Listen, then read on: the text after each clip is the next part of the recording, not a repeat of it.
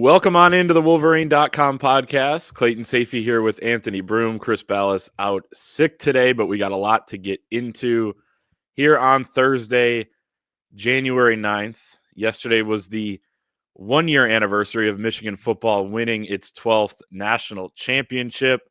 So, some nostalgic moments on social media, things like that.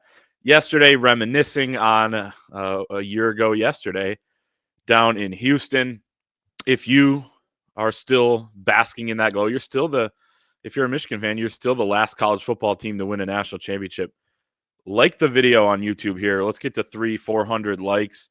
Subscribe to our YouTube channel as well, and head to the Wolverine.com. We got all of your Michigan football, basketball, recruiting, transfer portal, NIL coverage over there.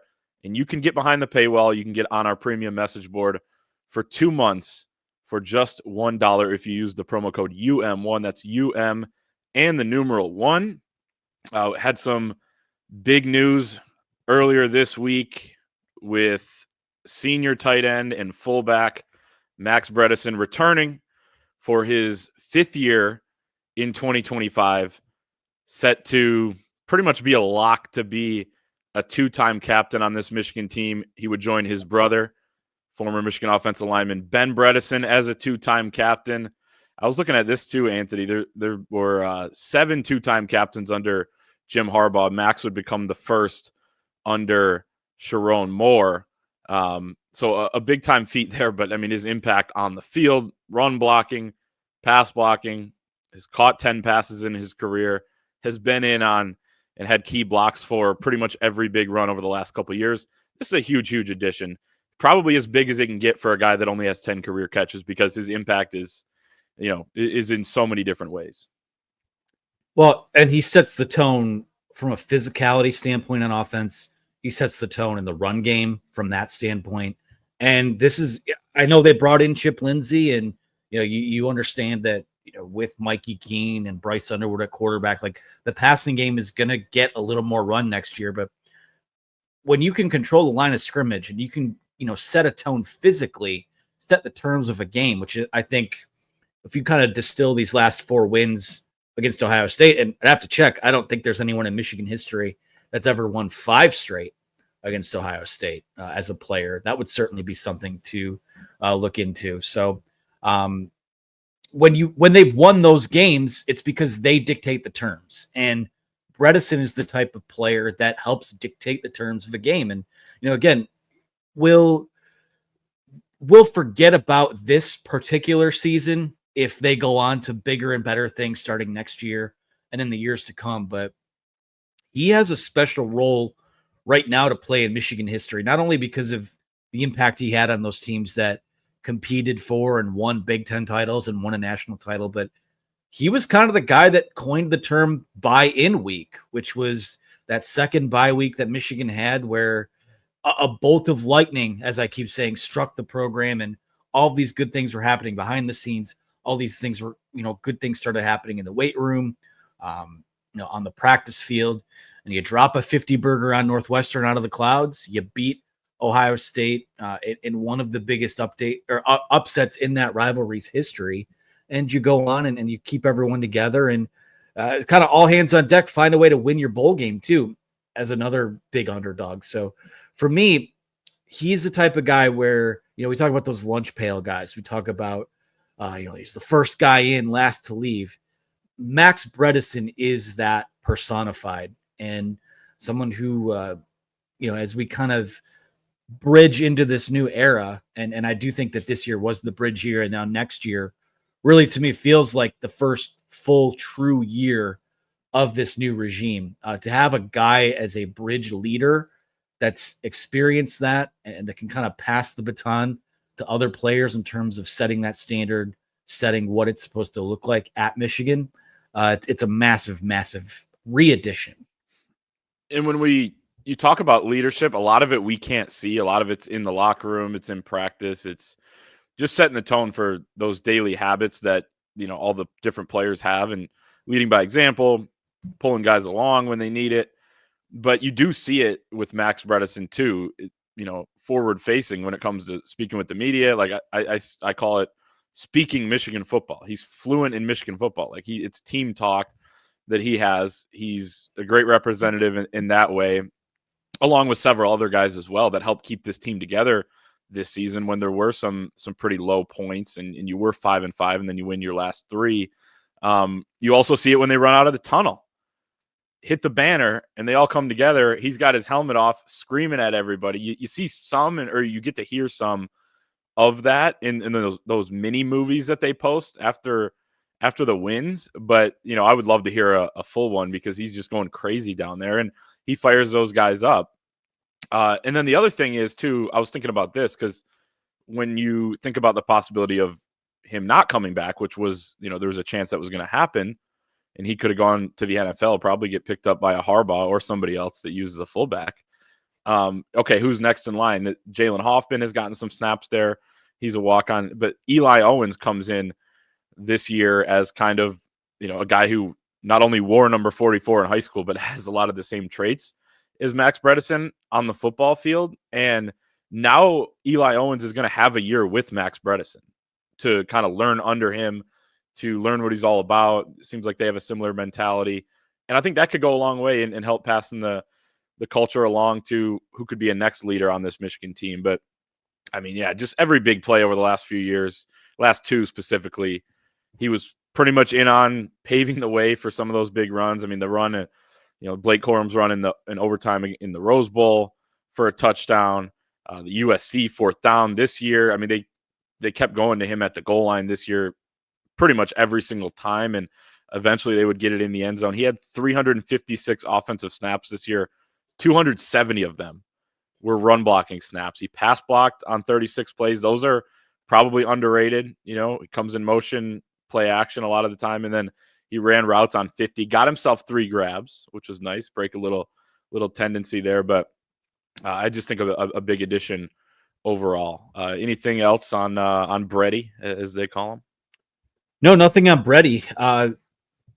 I'm sure the conversation turns now to who's next in terms of who needs to be retained. Right. You could get another potential 2-time captain back if Rod Moore, when he decides to make his decision. A couple other guys out there, Rayshon Benny would be probably outside of Rod Moore, maybe the biggest impact guy, especially on the defensive side of the ball, in terms of those counting numbers and snap counts and all those types of things. I certainly think he'd be one of your starting defensive tackles. I mean, he'd be a lock for that. So those are the 2 big ones. There are graduate guys that I assume, since we haven't heard anything, that they will be back. Your Giovanni El Hadis of the world. There's a lot of depth guys too. Keyshawn Bennett's, your Jaden Hood. So, those kind of pale in comparison to some of the guys that are still left to make their decisions. But you'd have to think a guy like Bredeson comes back. Kind of, I would think that everyone who's still left has a pretty darn good chance of returning. I think that deadline for the NFL draft, I think the soft deadline is passed already, but the hard deadline in order to officially declare is, I want to say the 21st or the 23rd, whatever it is, sometime after the national title game. So the fact that there's no news one way or another, dotting some I's, crossing some T's, maybe with our friends over at Champion Circle. I think that we should get more good news and more momentum here in the next few weeks. I actually think the deadline for the Michigan guys is the 15th. And then if you're in the championship game, you get to the 24th based on what I've read. So we should get clarity. There was some kind of deadline for like, if you wanted to be in the all-star games and things like Senior Bowl, East-West game. And I think that's passed, but I'm not 100% sure on that. Yeah. So yeah, those are going to be the big ones. Probably on at least one of our shows next week, we'll be talking about, what Rod Moore decided to do, what Rayshon Benny decided to do. It is kind of interesting. You get this, Davis Warren, Peyton O'Leary, Max Bredeson, and Joe Taylor all lived together this year, all made, pretty decent impact. I mean, Bredeson, obviously we talked about his, and then Davis Warren is the starting quarterback for 9 games. Peyton O'Leary was, one of his favorite targets. I mean, it wasn't many receptions. I think it was 10, but, at the same time, there weren't that many from a lot of wide receivers. And Joe Taylor was one of their weapons on special teams. So Don't know, as a walk-on what he's gonna, what if there's room for guys like that or not. I would imagine there will be, but they just got to get at 105 by the time the season comes along. So we'll see. Obviously, roster's huge right now in college football because everyone's trimming, trying to get down to that 105. Let's continue to talk about the roster here with Michigan football and move into some transfer portal talk. The transfer portal for Michigan underclassmen or non-graduate students, undergrads, would be has already passed. It was Wednesday at midnight. You're pretty much in the clear on all the guys that are undergrads. They could go in April, but they had 5 days after the bowl game plus 48 hours for the school to submit them in. So Michigan with 15 scholarship players that have left. A few guys that have started games like Dominic Jadis, Tyler Morris, obviously a starter at wide receiver. Andrew Gentry going to BYU. He started a game or two at right tackle, but not too many big losses, and Michigan continuing to look to add pretty much wide receiver, corner, offensive line are the three positions I think that we're going to continue to look at with some of Michigan's efforts here. Big news yesterday that Washington corner transfer Thaddeus Dixon will visit Michigan on Sunday. He's at UNC right now on a visit, North Carolina. We'll see Ole Miss.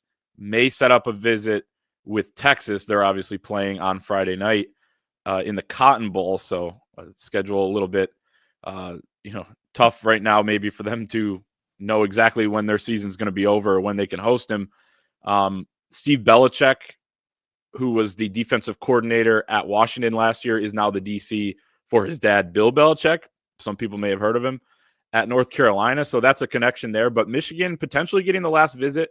If you can survive these first two visits, I think it's a good sign. And this is a player I think you'd be willing to pay a decent amount to. He's the number 3 available player in the transfer portal. He was honorable mention All Big Ten this past season. Started 12 games, 43 tackles, two tackles for loss, 11 pass breakups, 1 pick, 1 forced fumble. Had a couple tackles against Michigan in each of the last 2 meetings. I think this is one to really watch and would be a good addition if Michigan's able to land him. Seems like potentially their top target on the board right now. And you go through, and I have the roster chart sort of pulled up here. We talked about some of those graduates that still have decisions to make. Jaden McBurrows could be one of them, but again, he's coming off a season-ending injury. Ricky Johnson has another season of eligibility left, but I don't know. Just didn't see him this year. So that kind of leads you with, Jair Hill, who, that was a bit of a roller coaster, both on and off the field. And from there, I mean, we saw a little bit of Josiah Edmond, but Jeremiah Lowe, I don't think was on the field this year, much if at all. Tevis Metcalf had some experience at Arkansas, but then once you get past those guys, you're into the true freshmen. You're talking about a guy like Shamari Earls, who I think could play early. EJ has said that, from the jump, in terms of what he said about him on the recruiting trail.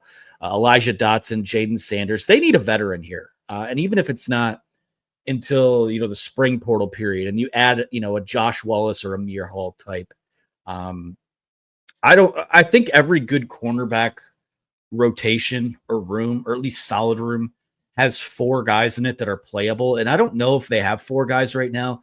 To be honest with you, I don't know if they have more than 3. So if they could find a way to land this Washington corner, I think that would be huge. Everywhere else, again, I could use probably another body at offensive tackle. But pretty much everywhere else, you feel solid to good about what they have there.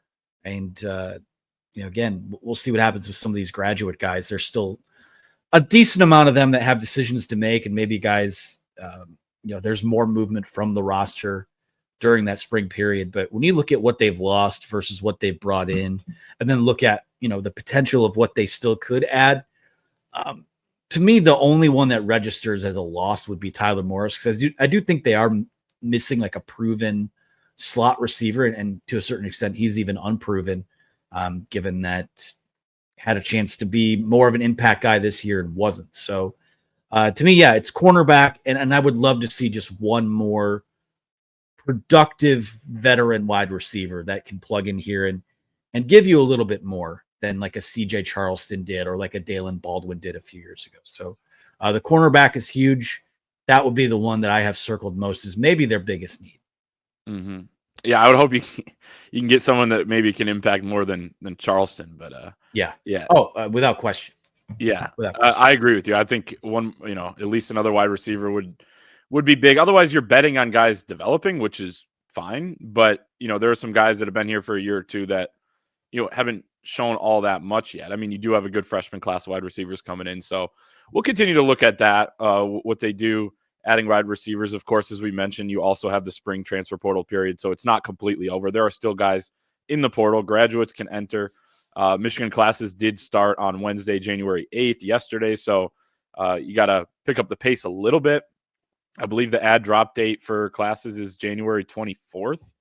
I want to say, looking that up the other day, so still got a little bit of time here to add guys for the semester, and probably could make an exception. Who knows?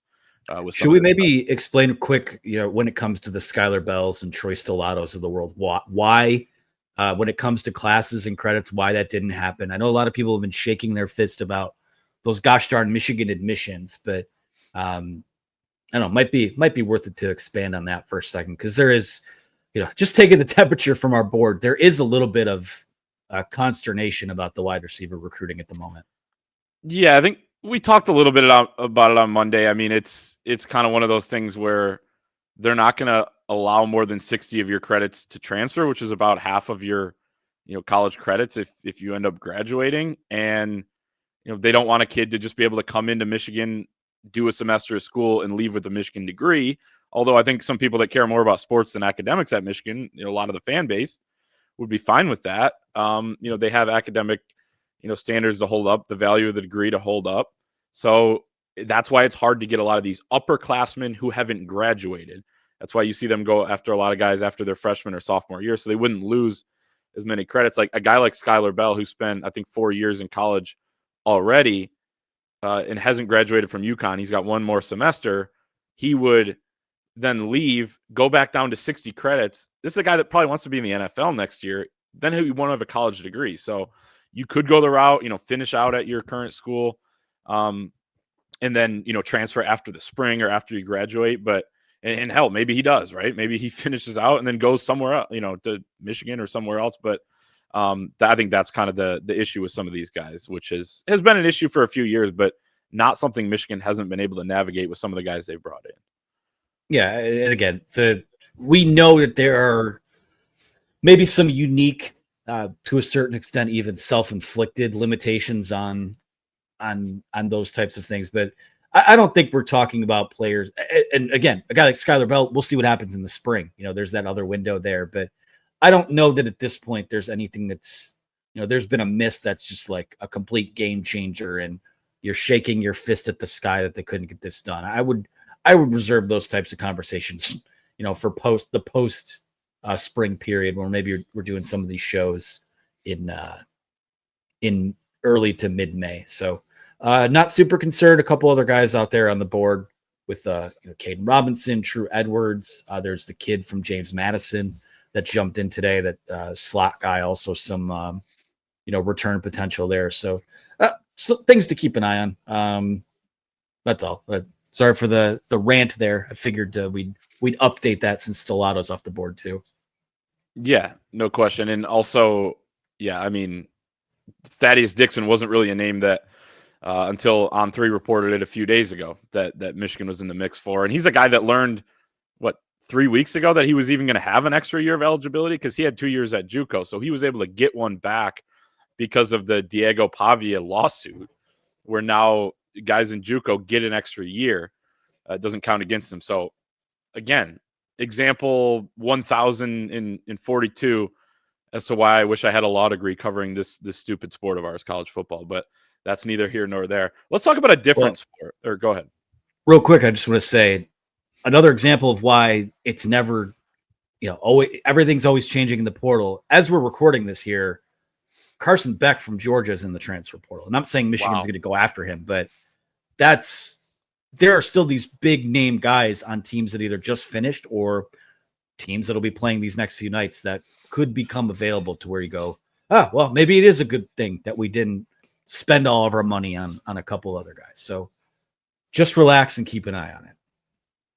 So that's real. Yeah, I'm just looking at it now. I just want to make sure that was from.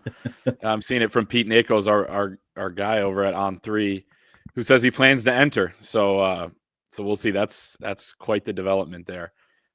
Let's talk Michigan basketball, but before we do, we want to talk about our friends over at Prizepicks. The most fun way to enjoy watching sports is with Prizepicks Daily Fantasy, where you can win up to 100 times your money this football season. You just select 2 or more players, pick more or less on their projected stats, and place your entry. It's a great way to test your skills as a fan. It's simple and easy to play. We have a generational run coming up here of football. We'll pick some games for the college football playoff semifinals later on, but you got Thursday night, Friday night, college football, Saturday, Sunday, Monday, NFL playoffs, and college basketball in between, NBA in between.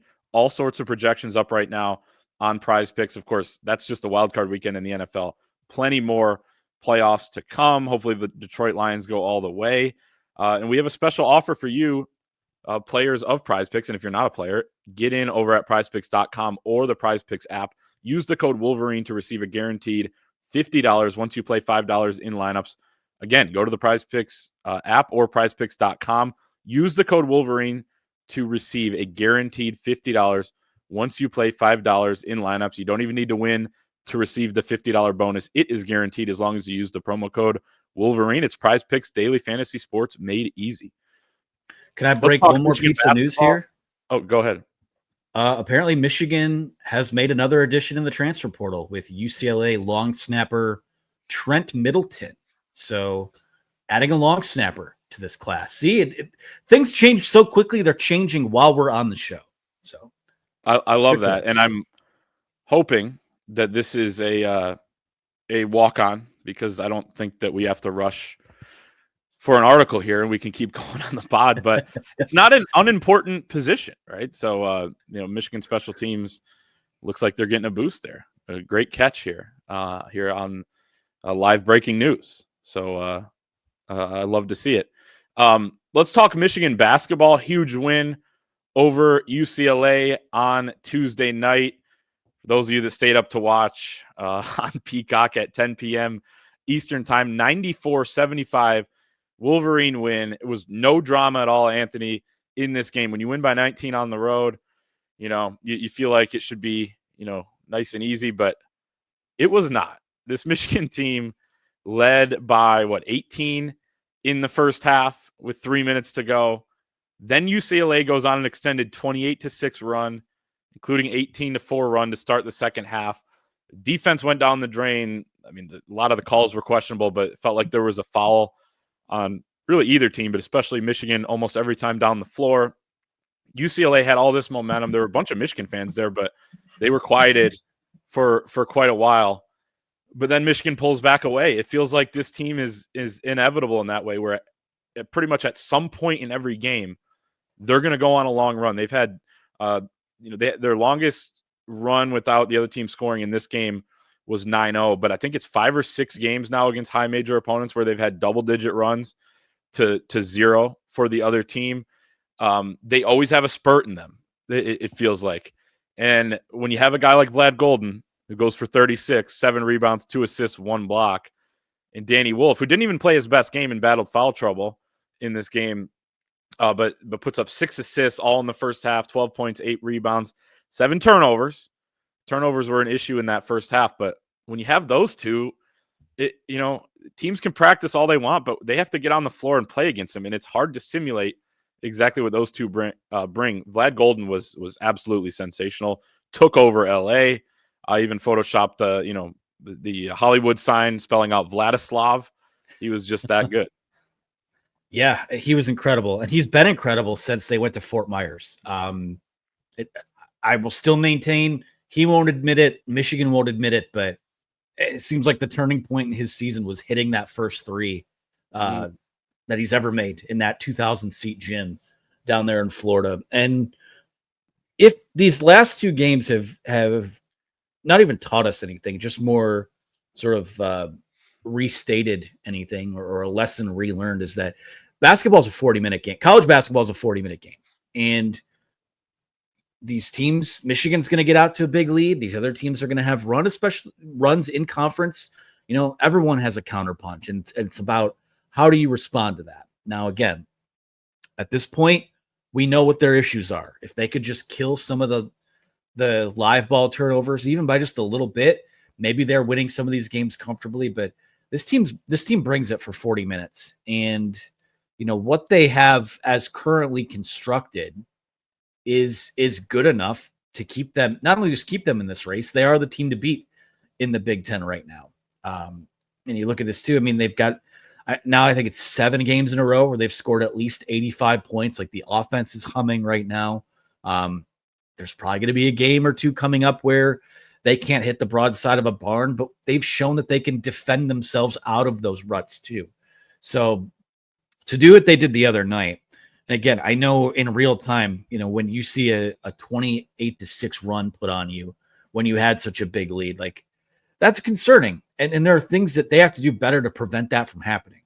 It is also January 9th, and there are, at least, 2 months of regular season basketball left to get yourself ready for the postseason. To a certain extent, I think they are what they are when it comes to needing they don't just, Danny Wolf can handle the basketball, but him being kind of your secondary, in a lot of ways, sort of your backup point guard when Trey Donaldson isn't out there, like, that's something that probably needs to be addressed in the future. And maybe that's dependent on how some of these freshmen come along down the stretch. But that's a concern. The turnovers are a concern, but to sit here and you come out, I don't think a lot of teams that played these 2 road games in Los Angeles this year, I don't know a whole lot of them that are going to go 2-0, because those are 2 very good basketball teams. So great job to fight through it, get out to 4-0 in conference play ahead of a stretch that we talked about the other day is pretty forgiving leading up to that game at Purdue on January 24th. You'll have Washington at home. You go to Minnesota, who's terrible. Northwestern at home is an extremely winnable game. It gives them a chance now to kind of pad this lead heading into a stretch where it's going to be a dogfight that last month of the season. And I do think it is a 3 to 4 team race, but to have this opportunity now, you're sitting here at 4-0, pad that lead a little bit more, maybe over the next 2 to 3 weeks. You're going to be sitting pretty by the time mid-February rolls around, when this thing really kind of cranks up to the next level. Yeah, a couple things on the turnover. I think it all plays into each other because Roddy Gale Jr. was out in this game. That already kind of makes it a little bit tougher to bring the ball up, especially when Trey Donaldson and Reuben Jones both get into foul trouble at the end of the first half. Dusty May said after the game it was kind of a gamble to keep Trey out, but they felt like that's what they needed to do to make sure he could be available for the second half. And he was available. He was very available. Dude hit 6 threes on the night, 20 points.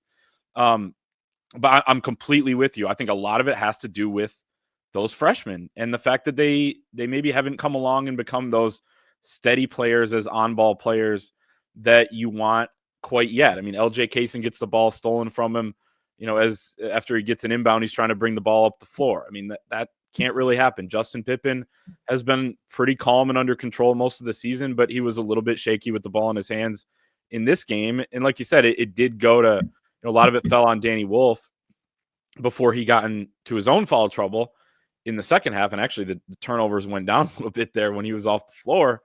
But here's the thing too, is we all marvel and they get clipped up on social media as how ridiculous they are. Now Danny Wolf's in the first round of mock drafts when he makes these dazzling passes to Vlad Golden on the ball screen. A lot of those, if those are picked off, I think people would be grumbling about some of those too. So the way they play and the fact that they can make some of those spectacular plays that other teams just can't is also going to lead to some turnovers. And, this is going to be a team that turns the ball over, quite a bit. Now, you don't want to rank 339th in turnover rate, which they do right now. You want to cut that down. You're turning over on 21.1% of your possessions. If you can get that to 19, I mean, that feels like a win. But everything in basketball is a give and take. So, it's a roller coaster. It's wild at the time. We're all watching. We're all frustrated when we see some of these. But then you sit back after the game and you look at the box score, they shot 70.8% from inside the arc. They hit 15 threes on 28 attempts. You're not always going to be that hot, but they were pretty hot. Trey Donaldson and Amari Burnett were incredible shooting the basketball. They score 1.31 points per possession on a team that was ranked number 4th in the country coming in on the defensive side of the floor, according to KenPom. So, and that was with foul trouble, as we mentioned. That was with Roddy Gale, one of your starting guards, out. So, you know, at a certain point, I think we have to come to grips with it a little bit. But I did want to transition into the guard play here. Donaldson was incredible, like we said. Amari Burnett just continues to, you know, it's not going to be his night every night. I don't think this Michigan team needs it to be, but it's fun to watch him in a role that actually suits him. He's a 3-and-D guy. That's what he is, and he's thriving at it. He hit, I think 3 threes in this game, but the sequence that stood out to me the most was when, you know, and Michigan's missed a lot of front ends of 1-and-1s lately. This game, they were better shooting from the free throw line. UCLA missed a ton. But he has a 1-and-1 with about 9 minutes to go in the second half. He hits both. He comes down, gets his hand on the ball, forces a steal. Donaldson comes away with a steal, so it's beyond the box score. Doesn't get credited to Amari. He did have two steals on the night. And then Trey finds him for a deep 3 on the left wing. Michigan goes up 8 with 8 minutes to go. That was kind of one of those turning points in the game when then they start to pull away. So, you know, the guard play has been a little up and down. I think Donaldson decision-making has been up and down, but Dusty said after the game that this was his best decision-making game, and then you got what you got out of Amari. That's a big win without Roddy Gale. Without question. And you sit here and you just look at Amari Burnett's time as a Wolverine in general. One of the biggest question marks with him coming here was the health. He hadn't been able to stay healthy. He hadn't shot the ball particularly well. He started all 32 games last year and has started all 15 games this year and is playing the best basketball of his career. I mean, he's shooting it's a career high from 3-point range by like 13%. He's averaging 10 and a half points a game. He's been very good defensively. He's playing in a role that better suits him, which, you know, again, it goes back to, you know, as we start to get used to what a Dusty May coach team looks like. Yeah, the turnovers bother you. Yeah, sometimes they play through some of these runs instead of taking a timeout and calming things down. But having such an innate knowledge of what your players are and what they do well and how they fit best has been maybe the biggest positive of what they brought to this point, outside of being so shrewd in building the roster that they did and being able to plan from that perspective. So, you know, Michigan gets this version of Amari Burnett all year, who's just, you know, he's steady on a given night. Yeah, he can go off for 17, 18 points, but to have a guy that can give you pretty comfortably each night, you know, let's say 8 to 10 points and play the way he does defensively and shoot. Listen, I don't know if he's going to shoot close to 50% from 3 all season, but certainly seems comfortable in doing that, even with his form still cracks me up with his knees bent out and all that. But he's been outstanding. And I won't say it's like a reclamation project, but it is pretty remarkable that a guy that had all those questions about health and consistency has now started and played in all 47 games that he's been a Wolverine. Extremely underrated, in my opinion. How many threes do you think he's made over the last 4 games during this win streak? Well, I have his roster. I have his stats page pulled up, but I'm not going to look at it. I'm not going to look. I'm going to say, what was the last 4 games you said? Yep. This 4-game win streak, which started with Purdue Fort Wayne. I will say 12. Yeah, he's 13 of 20. Oh, okay. I was close. That's a great guess. And, you know, hit the 5 against Western Kentucky. That certainly helps. But 2 for 4 against Purdue Fort Wayne, 3 of 5 against USC, 3 of 4 against UCLA. He's, you know, it's not going to be that hot all season long, but he's hit 31 threes now. Trey Donaldson's hit 31 threes, which is crazy. Peacock was having trouble with that graphic, trying to pull that up, and they got it wrong. They got it right. Actually, they got it right, and then they got it wrong. And the next time they tried showing that graphic. But these dudes are shooting the lights out. Trey right now, is 50th in the country 3-point shooting percentage. Namari's 33rd at 47.7%. So those guys are getting going. They picked up the slack without Roddy Gale. They picked up the slack, Anthony, without much of a bench. Again, I know this is something we've been tracking. It'll probably just be like we gotta throw it in there in each pod. But 6 bench points in this game. That is, it was 9 against USC, 8 against Oklahoma, 6 at Wisconsin. So that's single digits in 4 of their big games, 3 Big Ten games, the other one being the Oklahoma game. So need those backup guards to step up. Will Cheddar kind of is what he is. Reuben Jones steps into the starting lineup, hit a big 3 in the first half, but you're not getting a lot of him out of him on the offensive side right now. So, I think that's something worth watching, is just how those guys develop behind the scenes. Kaysen probably a little behind, maybe what most of us thought he was going to be at the beginning of the year based on some of the flashes, but these are just growing pains I think you see out of, some freshmen. I do wonder, and again, this is my very stupid, uneducated, sitting on a laptop instead of being in practice basketball mind. That's what they pay us to do. That's fine. That's what we're here for. We don't claim to be more than that.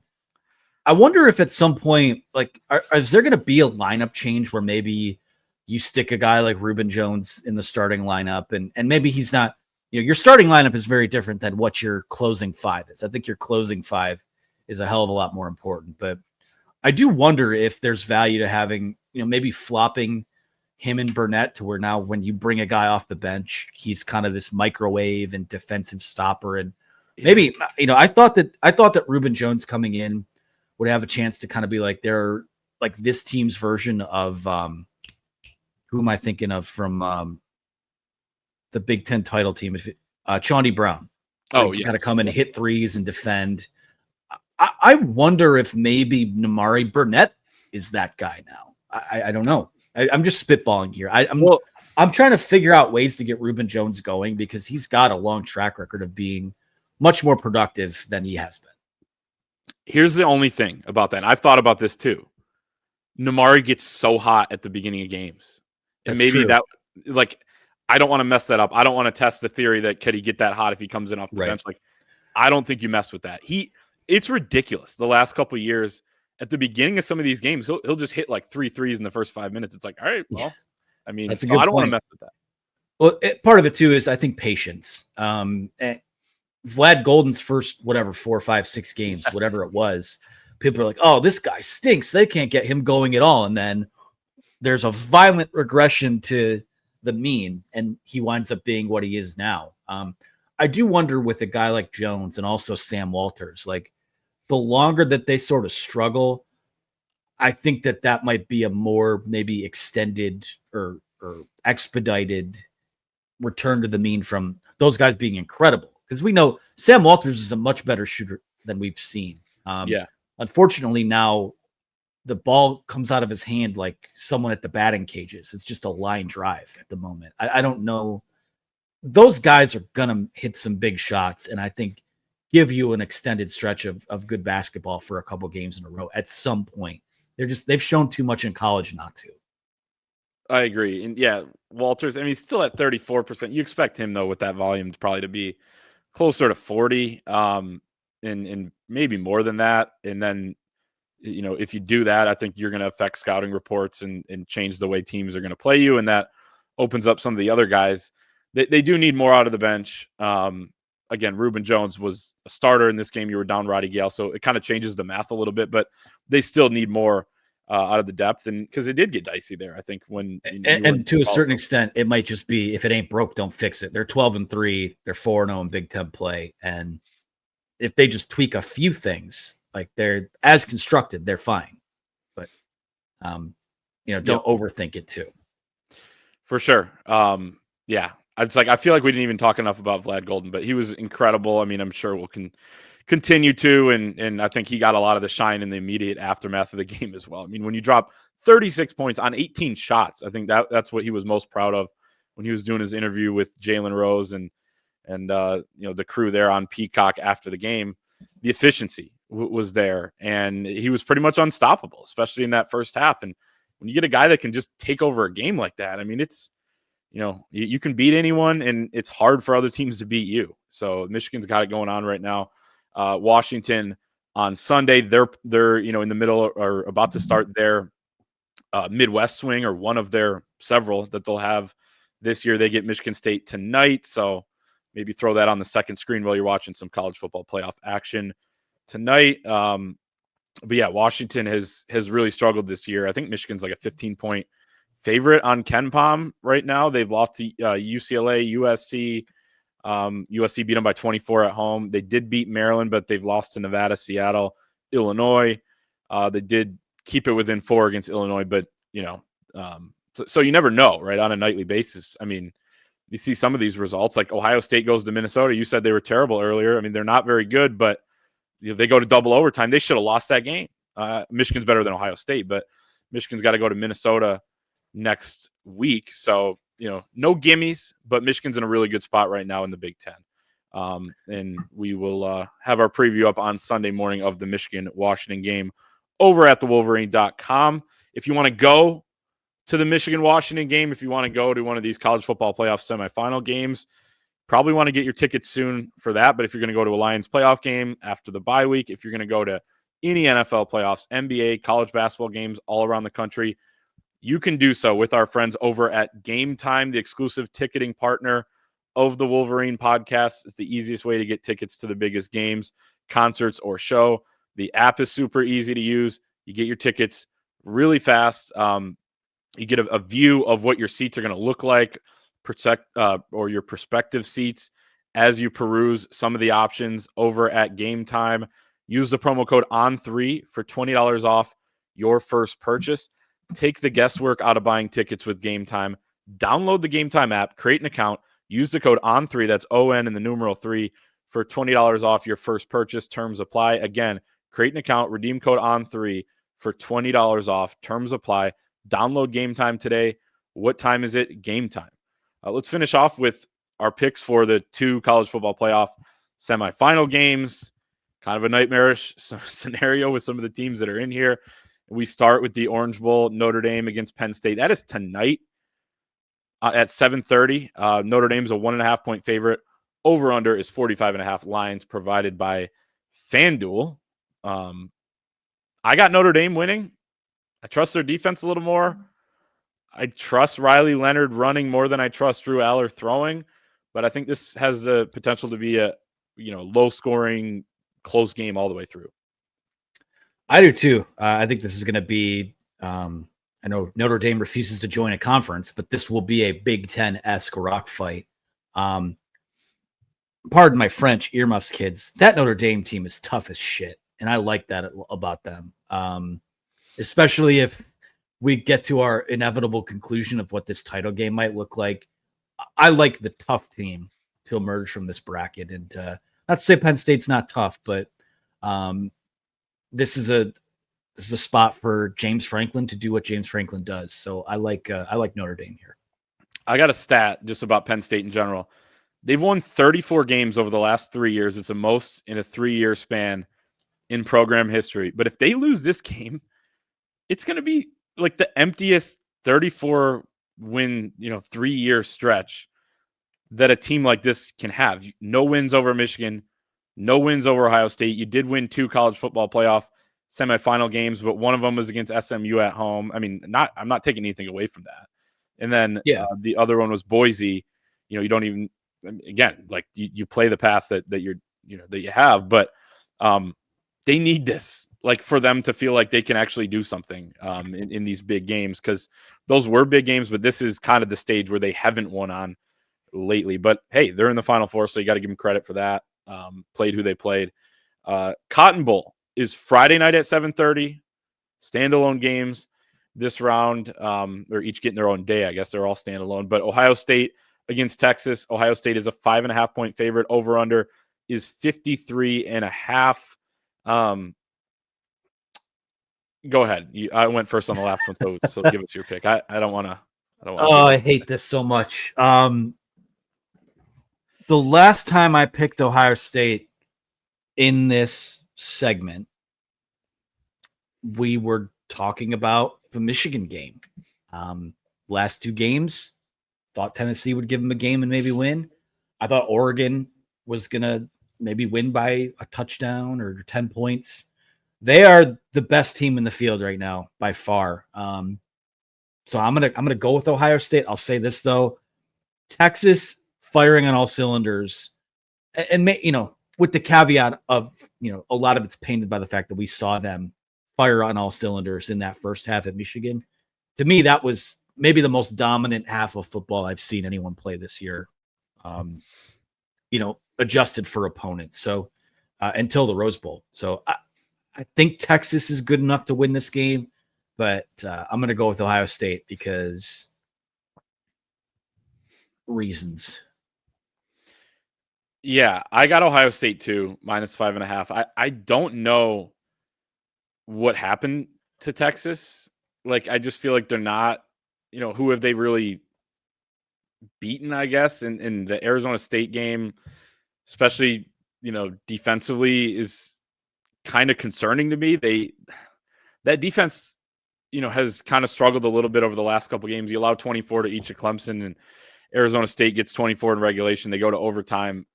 That was kind of their strong suit because the offense just kind of wasn't what it was, like you said, against Michigan. It just wasn't that against better teams in the SEC. So I got Ohio State, but at the same time, I was listening to Joel Klatt the other day and him talking about how it is rare in college football that we ask teams to get up for huge games like multiple times in a row. That's why, it's hard to win the 14 playoff. This is even more unique because you may have to win 4 straight huge games, do or die games.